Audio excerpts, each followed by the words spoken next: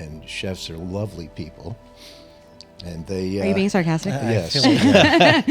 Well, when I started out in the 1970s, that's how young I am, it was a very different dynamic. And the chef, chief, the whole structure of the restaurant chef world comes from Escoffier, and Escoffier was a military guy. So he created a military structure in the kitchen. And it was wonderful because it added order and sanitation and those kinds of things, but it also created the, can I use the A word? Sure, yeah. Okay. Created a bunch of assholes.